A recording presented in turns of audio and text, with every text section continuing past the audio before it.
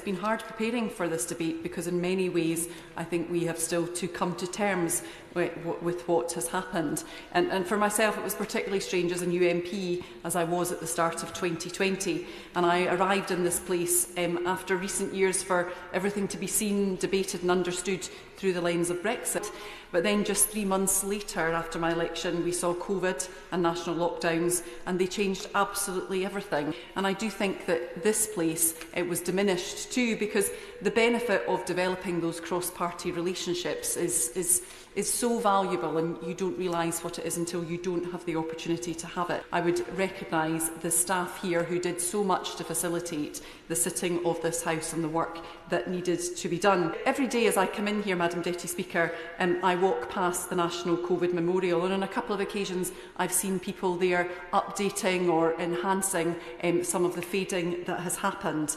And I think it's important that we do. It is a memorial that is across from this place, and we take that moment to remember the 200,000 plus people who died from COVID-19 in the UK. It is a daily poignant reminder of the cruel, devastating and terrifying disease that COVID was, especially in those early months. And for those affected, the pain of that loss is still acute.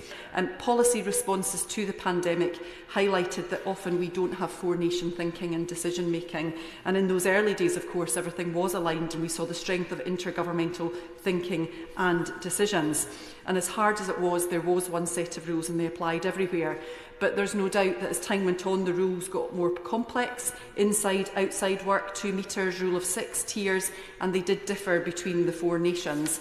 I myself had to have both a COVID app for Scotland and for England, and occasionally got pinged in different places by different apps.